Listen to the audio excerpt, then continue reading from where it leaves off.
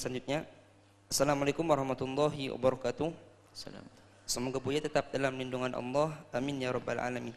Buya, saya hamba Allah dari Cirebon. Saya ingin bertanya, bagaimana penjelasan tentang yang tertulis di Lauh Mahfudz, termasuk dengan jodoh kita, agar kita faham dan tidak salah dalam langkah.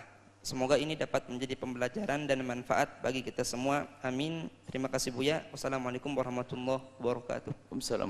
Dalam satu riwayat bahwasanya inna awwala ma khalaq Allah, inna awwalu khalqillahi awal. Kama qala Rasul, pertama kali Allah menciptakan adalah al-qalam. Faqala Allah, kemudian Allah berfirman, uktub, tulislah wahai qalam, qalam Allah, pena Allah. Fajara bima huwa kainun ilal abad, kemudian menulis pulpen itu semua yang akan terjadi sampai nanti akhir. Dan penulisan di Lauh Mahfudz. Yang tahu kolam Allah hanya Allah, yang tahu Lauh Mahfudz hanya Allah. Anda jangan ikut-ikut tentang itu. Dan itu sudah ditulis rentetan. Anda semuanya ini sudah ditulis. Kalau Anda ahli surga sudah ada di situ. Anda punya anak soleh-soleh semuanya. Punya suami sayang banget. Itu sudah ditulis semuanya. Punya istri solehah. Ditulis semuanya. Yang sebelah semuanya suami istri bandel, suami bandel, ada ditulis semuanya. Anak kurang ajar, waduh, ada semuanya. Yang akan terjadi di menit ke depan, Allah sudah tahu. Jangankan menit ke depan, 200 tahun yang akan datang tentang anak cucu Anda, sudah tahu Allah. Dan sudah ditulis di Lauh Mahfudz.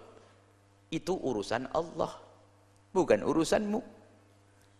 Urusan jodohmu, yang masih jomblo, sudah diketahui oleh Allah. Tapi dirimu tidak tahu.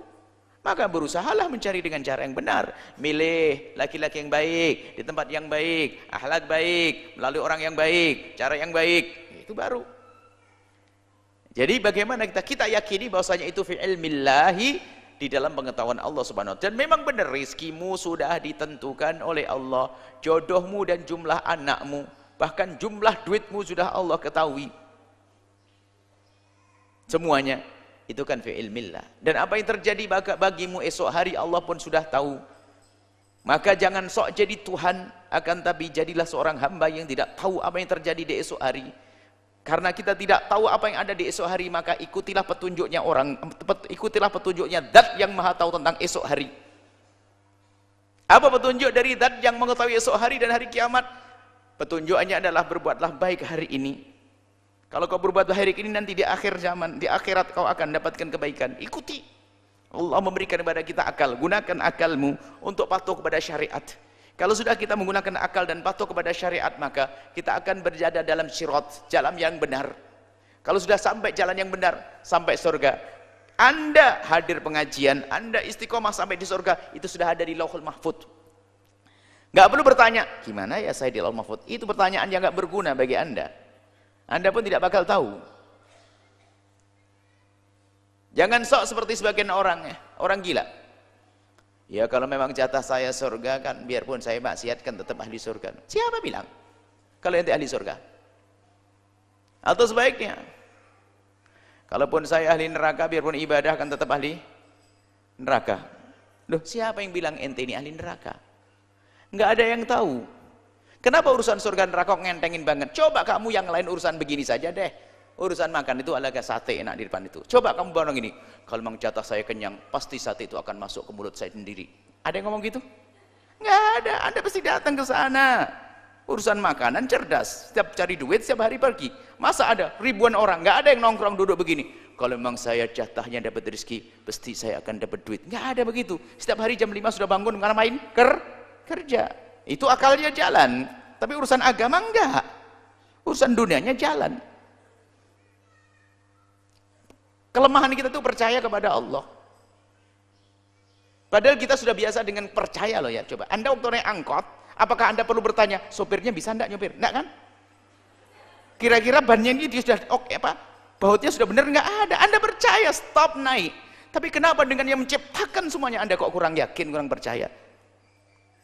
Ada yang naik bis lalu tanya dulu, sopir bisa ada sertifikat? Hah? Ini sudah buatnya? Tidak ada semuanya. Kita itu semua menjalani hidup dengan percaya, kecuali urusan dengan Allah tadi. Na'udzubillah. Ayo. Urusan rezeki, urusan ini.